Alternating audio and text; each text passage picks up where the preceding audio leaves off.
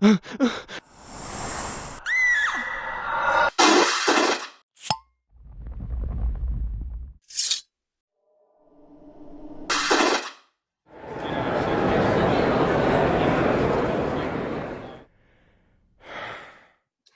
and welcome to the Supernatural Fandom Track here at Continual.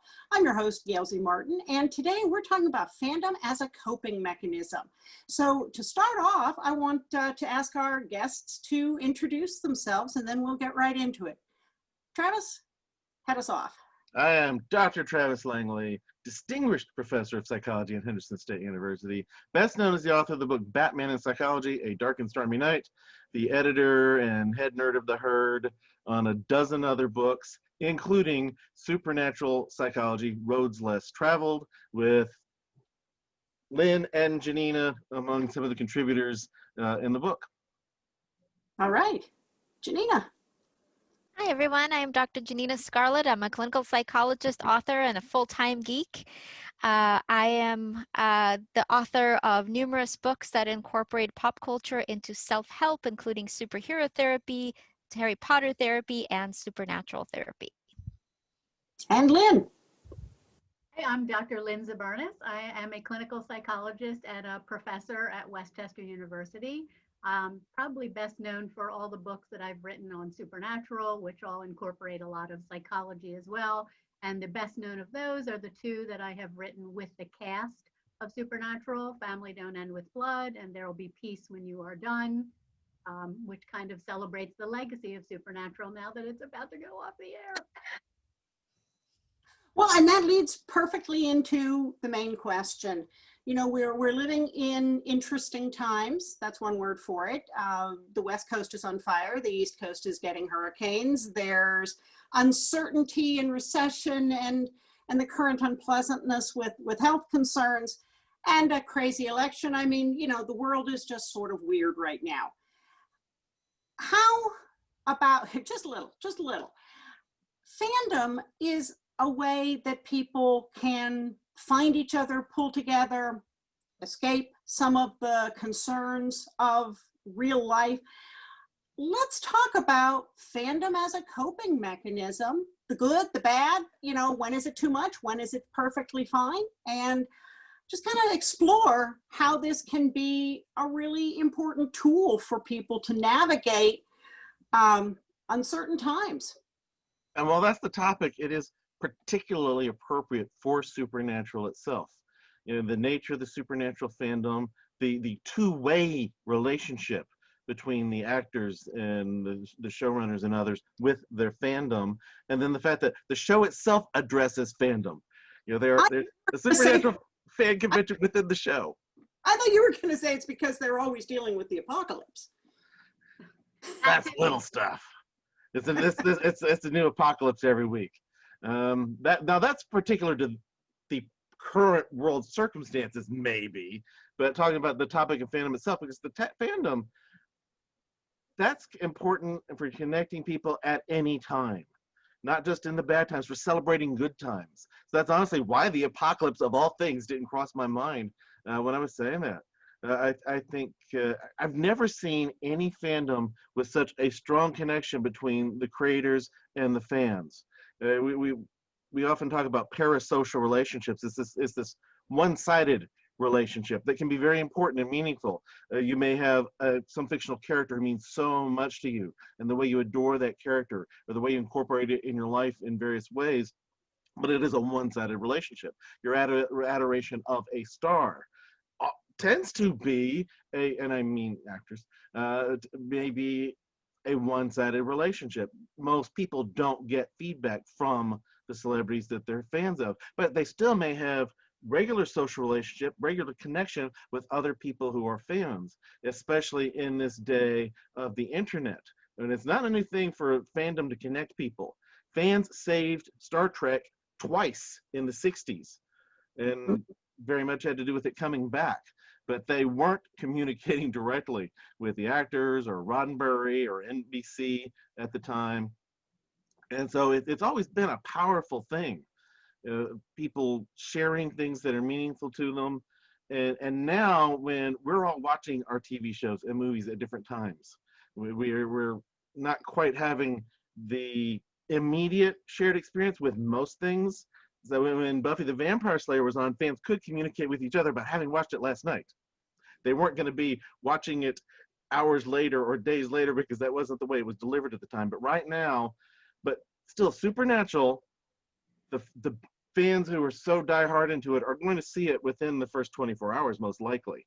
Now, if you get the CW online like I do, you have to wait till midnight to watch it. I was a few hours behind. But it is something that is meaningful, something you can talk about, something you can relate to real life, something that can let you talk about real life without talking about real life, what I call this filter of fiction. You can talk about, like Janina, your Veronica Mars story with that client, an example of how somebody can talk about fiction, something that's meaningful to them, and talk about issues that matter in their life without directly talking about their own lives, if that's what they need. There are just so many different things that we can spend more than an hour at this.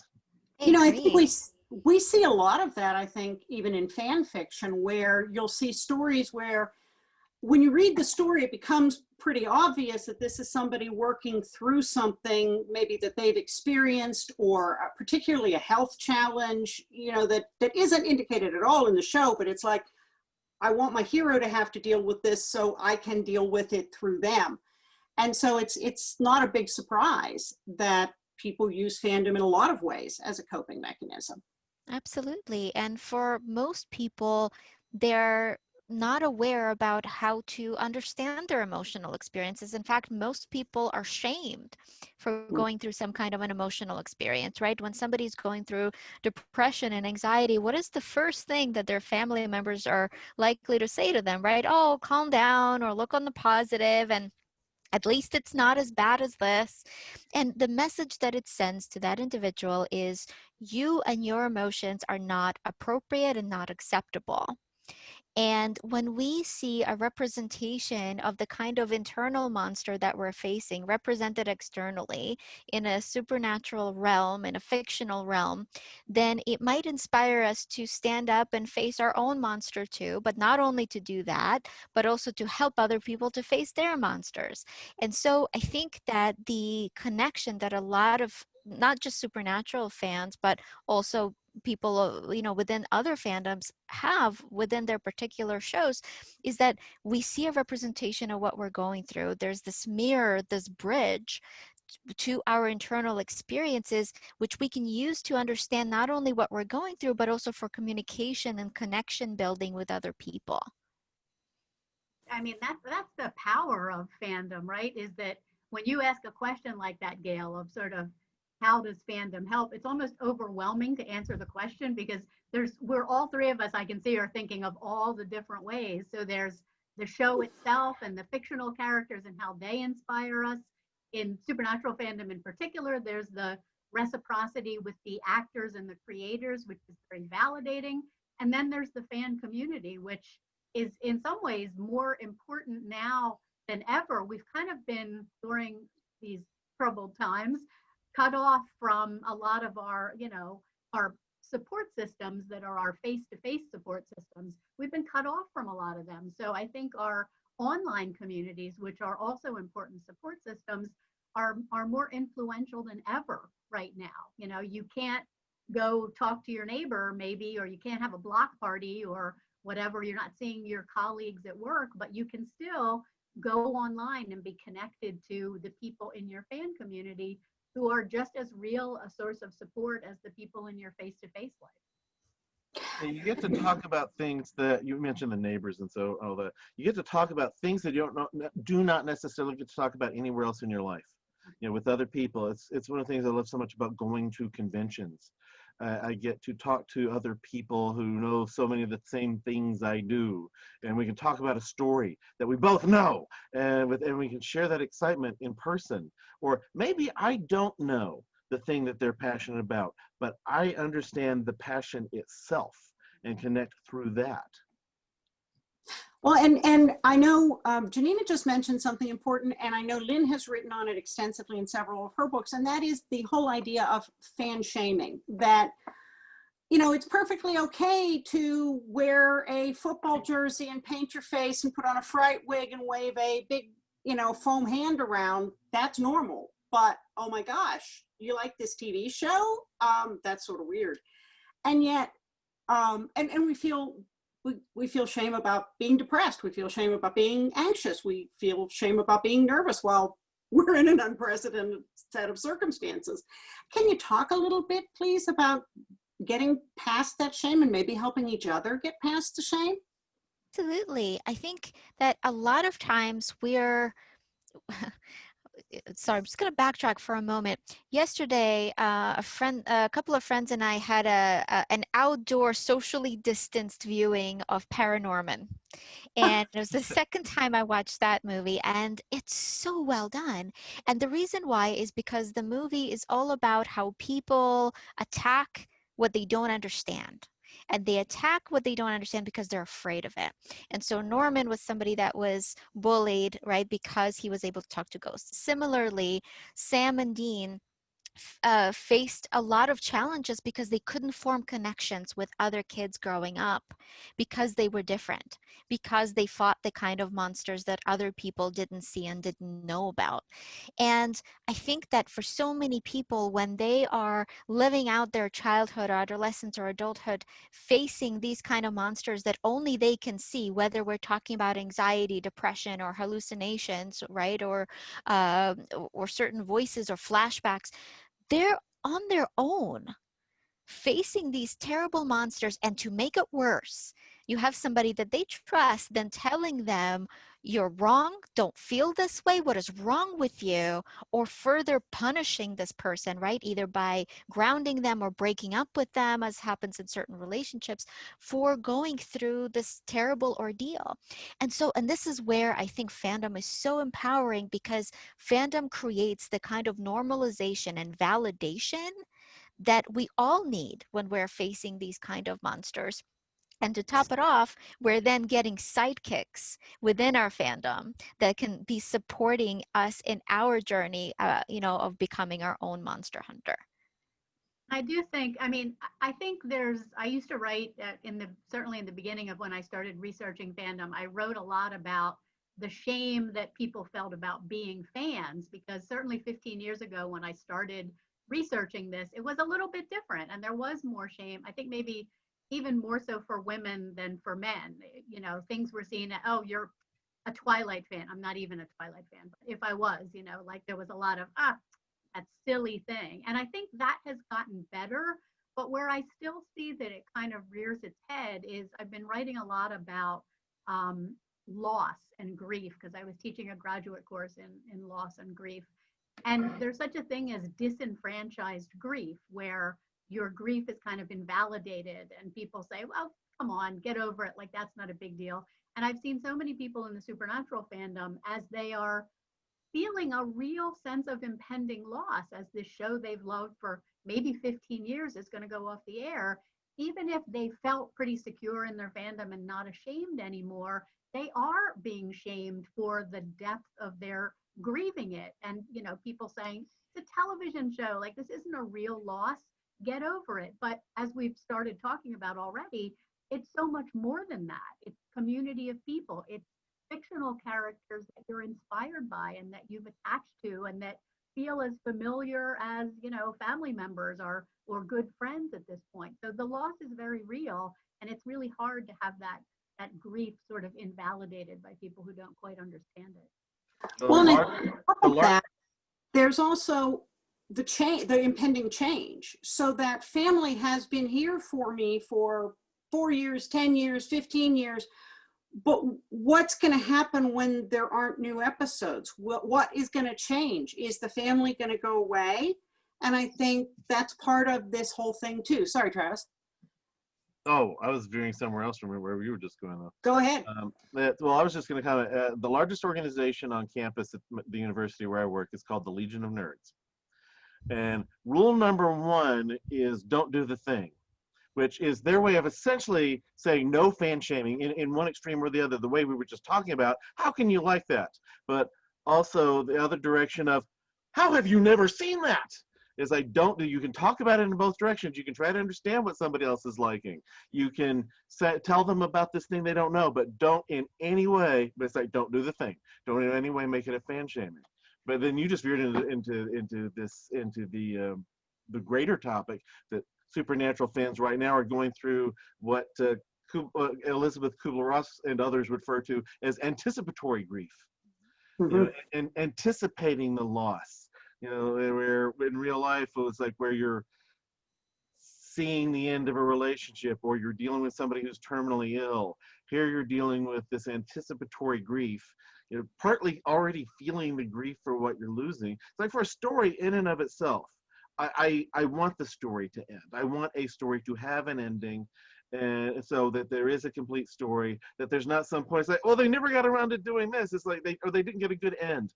You know, there are, you think about when we watch a TV show that ended when it still needed a little more story, or when it ends on a cliffhanger. Don't do that. Yeah, my daughter-in-law was one of those people who saw that first season. It's like, okay, well, where's the rest of it? It's like, no. We did get a movie, but Firefly is the one people refer to so strongly, because you don't tend to get that strong of fandom that fast with one particular thing. So I like a story to have an ending, to have a completion. What if J.K. Rowling just kept writing and writing and never got around to that big battle with Voldemort at the end? It's like, come on, it's book 50. We need the ending. It's likewise with Sam and Dean. They have something they've been building toward throughout the series, through different showrunners, through different people changing their minds on what to tell with the story, and it does need completion. But you still want the community. You want the connection that way. And wanting more, come on. It's like, eventually they'll do some kind of movie or something. Or at least we can tell ourselves. And then we got that fan fiction. We've got Justine Maston, who's written chapters in a number of the books that I edit, which you can see in the upper left part of the screen on Janina's screen. You've got, I see the Joker, I see Star Trek, I see the color. I know some of these from the colors. One of the red ones has supernatural psychology next to it, but Janine has written another of these, and she has a book coming out, Starship Therapies, using fan fiction for therapeutic purposes. We still get to have our stories in our head of, well, what else is happening? What happens to them elsewhere? What happens to other characters? What happens to this character and the rest of that individual in their lives? So we still get to imagine about them, as long as we stay with it. But what about the community itself when there aren't the new stories going on? And that's one of those fears that you referred to. The community still exists. There's still a community of Star Trek fans. And they may not all even watch the CBS shows, but there's still that community of Star Trek fans. People have ways of you could have supernatural books, supernatural comics. The official continuation, until it's not official anymore, has happened with both Buffy and X-Files. They had comic books that were official continuations until they weren't official anymore. No, you're right. I mean, I don't think everything is gonna, on November 19th, it's not gonna be like, that's it. There's nothing for supernatural. No more fan fiction. No more talking about it. Everything's. I think a lot of it will stay, but I do think it's going to be really different. As someone who pretty much studies that fandom really intensely, it's been a fandom that for at least a decade has had constant content, constant new content. I mean, really for 15 years. So when you're in a community like that, and I'm used to going to my Twitter, and there are 300 posts every 5 minutes that are about supernatural. It's incredibly vibrant and alive, and it's going to be very different as a historic canon instead of a current living canon. But there won't be that weekly shared experience anymore. Exactly, and all the publicity, there's interviews constantly. But I will say, Travis, that I am very hopeful about having more supernatural, because the fact that Jensen and Daniil just started their own Warner Brothers based production company, wonder what they're going to do with that. Yeah, and as somebody who's been part of one fandom or another for more decades than I really want to admit, But I was there for writing the Save Star Trek letters, if that gives you a clue.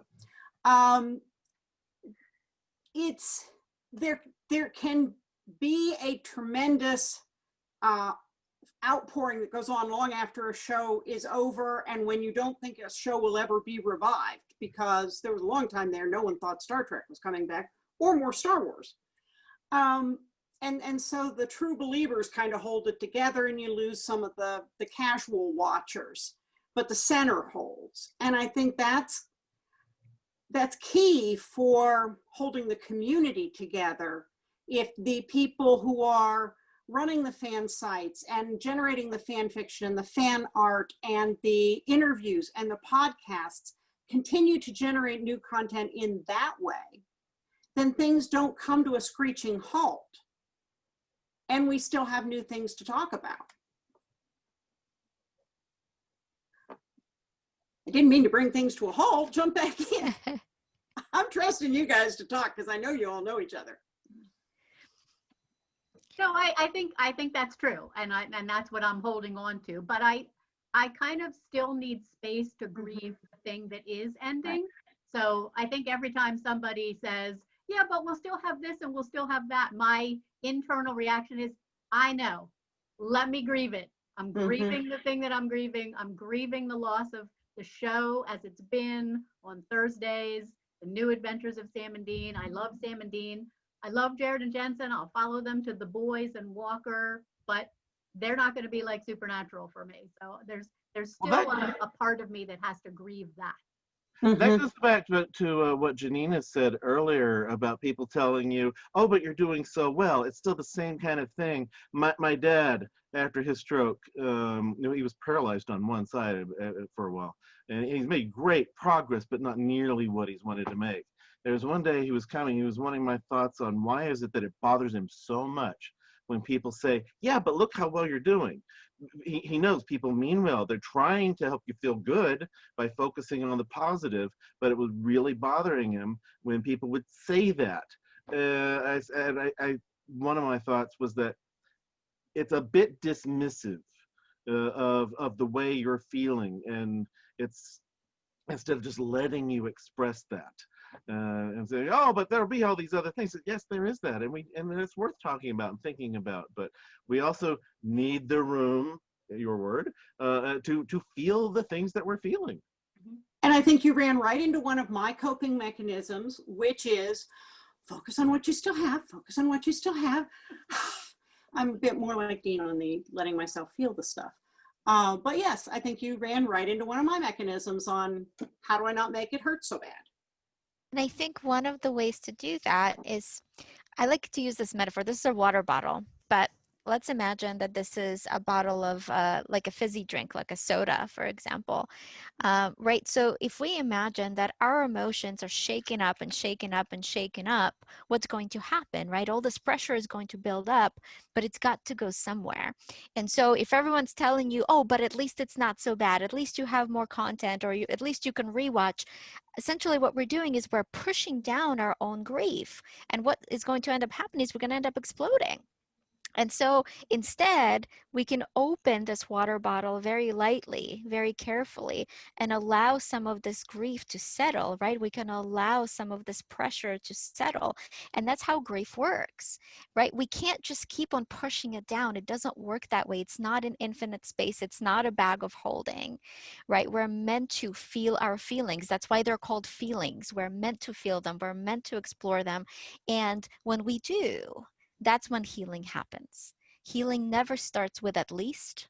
Healing never starts with "look at the positive." Healing starts with "this hurts, and I can sit with that."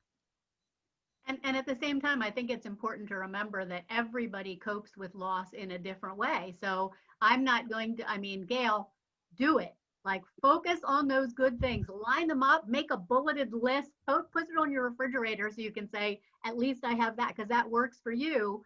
I've got to like toggle back and forth. There's people who are kind of instrumental grievers and they have to do things to cope with their grief. And then there's people who are expressive grievers, like I mostly am, who just need to express it even when people don't particularly want to hear me express it anymore. So luckily I can write it all out in my blog posts and articles, so my family doesn't have to hear it constantly because they don't really want to at this point. So how do we as a community grieve together? Because like you said, we all have different ways of doing it. It hits people different ways at different times. How do we do that as a fandom community? I I love think, that you asked that. No, go ahead, yeah. Lynn, please. I just want to say one short thing because it was just what I was just saying. I think oftentimes when fandom becomes conflicted, which of course we see more often than we wish we did, it's because people don't give other people the room to feel things in different ways and to express their emotions in different ways. Not because they're bad people, but because we tend to get stuck in our own way is the right way. So I think just, reminding people that everybody feels differently and everybody has a right to their own feelings and not expecting it, fandom, even supernatural fandom, to be this homogeneous sort of blob that does things the right way. Go ahead, Janina. No, I love that question. I love the way you asked it too, just in terms of how can we cope as a fandom, right? In terms of being able to support ourselves and being able to support one another. And I think it starts with this question of what do I need? How do I need to cope? And for some people, it might be taking some time to grieve and process those feelings. For others, it might be to talk about it with other fans, or it might be to find another fandom to engage in or to write fan fiction. And it's true, it is completely individualistic, and whatever that process is, I think it's about allowing your own process as opposed to feeling compelled to do the way that other people are pushing you to experience it. And I think way too many people have family members or other loved ones that are likely to say it's just a show, but clearly it's not just a show, it's a part of so many people's lives. I got asked about this 2 weeks ago in an interview that was entirely about Harry Potter fandom. And the fans have a range of feelings, some who are feeling very betrayed, some who are going through, can I separate myself from the artist while loving the art, and the word's broader than that because they're loving these characters and identifying with characters and stories that were so meaningful to them in particular points in their lives. Maybe some incorporated Harry Potter into their weddings. I'm referring to the redhead here, and this particular interviewer, he was very much a Harry Potter fan. I mentioned some things such as connecting with the fans, but different people are going to relate in different ways. There was one thing I finally said, as I said, I'm not trying to make a suggestion for everybody by any means. One thing I did finally say is remember what you loved about it in the first place. That hasn't changed. Whatever it did for you at that important point in your life, like with this individual, and inspired him to go into writing, it did that you can't take that away. Even if you reevaluate some of those feelings and don't have the same feelings now, you still get to enjoy the fact that you had them then. And for him, he says like that was very helpful for him to hear that last idea that I had in the interview. And I'm so glad you brought that up because, again, been part of fandom for a very long time. There are unfortunately times when creators or actors or other people associated with a fandom let us down and hurt people. And it can become difficult to still love the work and separate it, like you said, from the creator. And there can be a lot of outside pressure on that to say, why haven't you renounced that completely? Mm-hmm. Again, not understanding the connection. And I think that plays right back into what we're talking about as a coping mechanism of there's a grief involved there, whether it's a loss of innocence or a betrayal of trust. But do we have to throw the baby out with the bathwater when that happens? Yeah, I think it's a similar thing. Janina and I actually just did a panel last week on that exact thing. Like, how do you cope when there's a problematic creator, but the content was important to you? And I think that was a great discussion with like 6 or 7 or 8 people, a lot of people. But one of the takeaways was similar to what we're talking about with grief. It's really different. People react differently. Some people really have a hard time separating the creator from the content. Other people don't really even want to know anything about the creator. They just want to engage with the content. So people who come to their fictional media differently are going to react differently to something like that. And I think sometimes there's a tendency to say, again, in this thing, like with grieving, you're doing it wrong. You know, that's a thing in fandom. You know, there's always this dynamic of you're doing it wrong. You should be looking at it this way or that way. And I don't think that's very helpful. It's certainly come up with Supernatural in that Supernatural's been on the air for 15 years. Is there problematic content in Supernatural? Of course, there's problematic content in Supernatural. Does that mean for me that I can't enjoy the series overall and find the characters inspiring and pull out the themes that are meaningful to me? No, but I respect that there are some people who felt like that problematic content just made it not enjoyable and it no longer met their needs. So do you move on when that happens? Yeah, of course. But I think the problem comes when you then try to tell people who are viewing something and using something in a different way, no, you're wrong for doing that. I think that's hurtful. I think it's easier when the thing that you're a fan of has had a lot of different creators, so that you maybe feel betrayed by a certain creator, but that you can still appreciate the rest. You may go, my Batman doesn't do that. Well, right there, you're thinking, my Batman. You maybe it's the Zack Snyder's Batman that you don't care for, or Adam West Batman. It's hard to imagine feeling betrayed by him, but I do know somebody who did when he was a kid. And but it's broad with Supernatural. Yes, there is one ongoing show, one story, but you've had different showrunners. There are people who are happier with some showrunners than others. The one I know people have the most trouble with, I'm not naming because he's actually a friend of ours, but but say somebody felt actually betrayed or by certain stories, or when a character gets killed, and it's like, why do you kill this character who gives us representation, Charlie? And it's you can still think we love the ones they're in, we love those other stories, and it's more of a problem with the betrayal issue when it's so strongly identified with a particular creator. You know, more so with Buffy than with Supernatural, because the creator was more publicly visible. I mean, to Supernatural fans, we know Kripke, but to the public eye, they don't. And then with the Harry Potter, so strongly associated with the person who wrote all the books. Well, and I think that brings up another issue, which is grieving in an age of social media, because those kinds of betrayals have always happened in the creative arts. I come from the writing aspect. I write epic and urban fantasy. Those things were always known in quiet circles among the con regulars, that certain people did things that they shouldn't be doing and weren't good people. But you really had to kind of be on the inside to know that those things were going on, because there wasn't social media for it to blow up into a public issue. Now we're all grieving on the front page of the New York Times almost.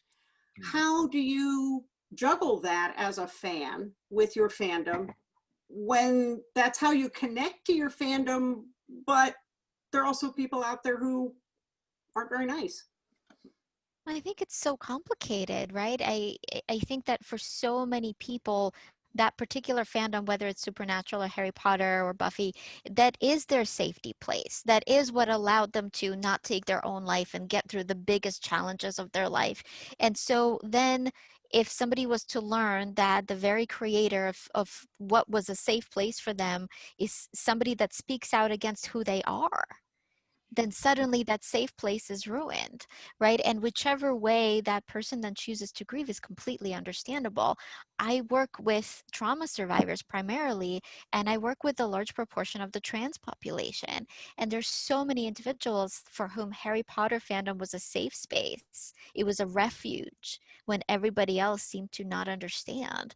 And so now, in a lot of ways, you know, so many individuals feel not only betrayed, but also, you know, in a different sense of the word homeless, in terms of like not having a safe, like emotional home to go to. And, and so with my clients, we process whatever that grief looks like. And for some people, it might mean finding a different safety zone, a different comfort zone, or processing it with other people, or writing fan fiction, in which even the current real life universe is a different universe, because we can write fan fiction not just about fiction, but also about other events.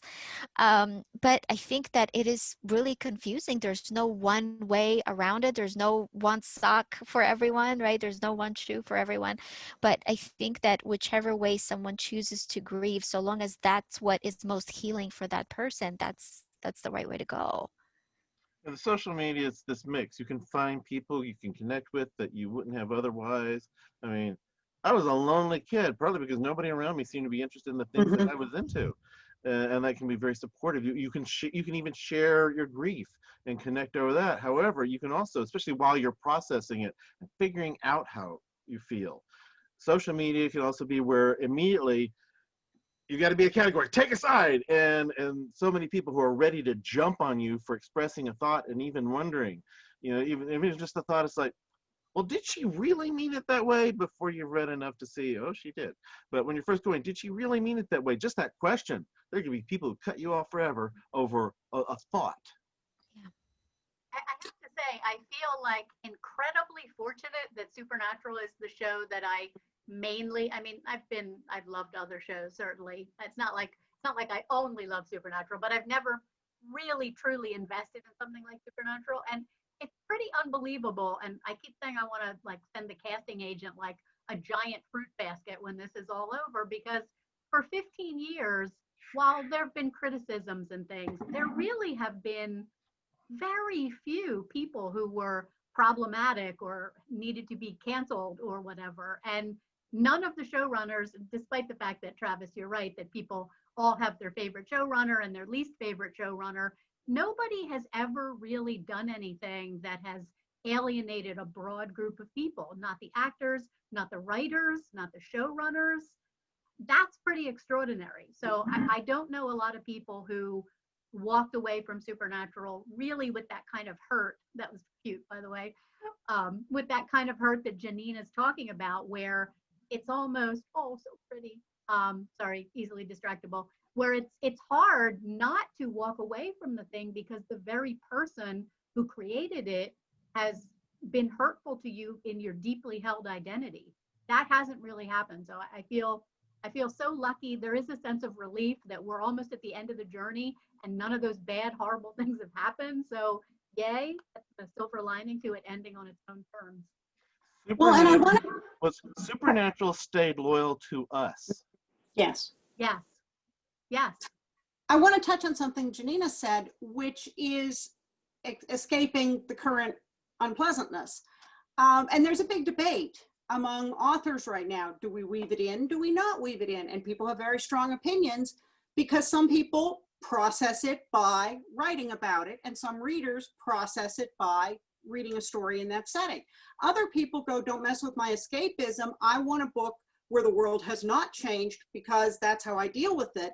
And it kind of goes back to that New York Times cartoon where the person says, I'm really struggling between staying informed and staying sane. So I think we've all been there.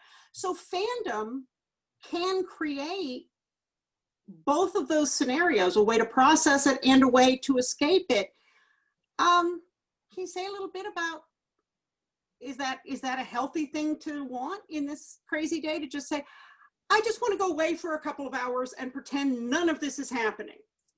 You don't want all the stories to be about the events of 2020. Although that did cross my mind in the Mrs. Butters episode when they told her what year it is. Yeah. So, of course, they've had so many apocalypses. They may have randomly killed the creature that crossed the species from begin with.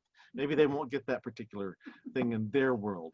Since they're distant enough from our world, there are always all these universes, or are there any left? But But it's a colleague of mine who has a novel that he's working on. He has decided, he is now setting it 1 year after the current crisis hopefully ends. He said, I'm optimistically setting it 1 year after it's over. And they have to decide. So all these shows on TV, there are some that are ending because they don't have a way to incorporate this, or don't have a way to work around it. And not just that, but not just the plague issue, but other things going on in 2020. So these shows don't fit in this world now. They're not what people want to see. So there will be those where, yes, the characters can be walking around in masks, but we don't want them all. 10 years from now, when you're looking back at their episode, oh, there that thing is in our face, because all the characters are wearing the mask. We do need to get away. We do need to step aside. Some of the most successful shows are those that have something timeless about it. I think part of the success of Supernatural is that there is something timeless. The way they dress. Somebody could have dressed that way 25 years ago. Those guys are not the most stylish. It's like they're going to go out looking like, lumberjack sometimes, but and they've got an old car. So there is something absolutely, you see a change in the phones they're using over time, but there is this timeless quality to the show. And so I think it is one where it would absolutely be a problem if suddenly they're addressing the diseases of today, of 2020, in that. Law and Order is one where they're going to have to address the issues of 2020 for that to continue, at least SVU, because it's the one most tied to the times. I think the nice thing about shows like Supernatural that are in more the fantasy or even the sci-fi genre, wherever you want to plunk it down, is that they can address the same issues, but there's enough displacement there that it doesn't really feel like they're talking about 2020. Sam and Dean are talking about, pestilence, literally the horsemen coming and that happening, and they're talking about literal apocalypse happening, but there's enough distance for us as a viewer that it almost feels good because we can go there with them in fantasy, but then because it is fantasy, they can also prevail. So in our sort of feeling out of control and helpless in the face of real life things, it's very therapeutic to immerse yourself in a fictional world that rings true in a lot of ways, but the good guys eventually prevail. I don't know what'll happen in the last episode. I'm not spoiled, but in some way, I am quite certain that it'll end with a message that is hopeful in some way. And I think whichever way people choose to engage, whether it's through escapism or through this sense of connection, I think that it's essentially a mechanism to allow us to recharge. We're bombarded by negativity and pain each and every day.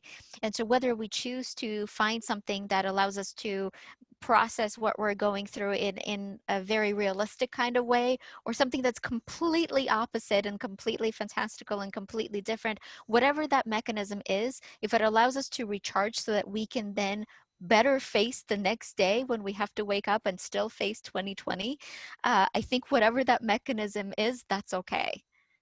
We just have a whole lot of times when, I don't want a 2020 today. Yeah. Well, folks, believe it or not, we have blown through our time. This has been fantastic. So we just got here. I know. What? Well, that just means we'll have to do this again because there's so much more to say. And maybe a follow-up after the finale is not a bad idea. But let's go around and let everybody know where to find your wonderful books and where to find you online. Lynn? You can find me online on all social media at FangasmSPN. My blog is fangasmthebook.com. You can find all my books on Amazon, and the 2 newest books written with the supernatural actors are at the website peacewhenyouaredone.com. Janina? Hi, so you can find me on Twitter at ShadowQuill. My website is superhero-therapy.com. All of my books are on Amazon, but if at all possible, please support your local bookstores and check if they have the books first. Awesome. Facebook and Twitter are my favorite social media. I'm at Superherologist on Twitter, one of the 10 most followed psychologists on Twitter. Even though I've driven away at least 20,000 people who have a different political view. And if you can't spell at Superherologist, just look for Travis Langley. I'm easy to find. The books are, Barnes & Noble is the bookstore chain most likely to have them. They've been very good about selling these books. Even the Batman one that wasn't owned by one of their divisions. And Amazon, they're all over the place. Awesome. And I'm findable at gailzmartin.com and morganbryce.com. And I am absolutely thrilled to have a chapter in There'll Be Peace When You Are Done. So folks, thank you very much for being here.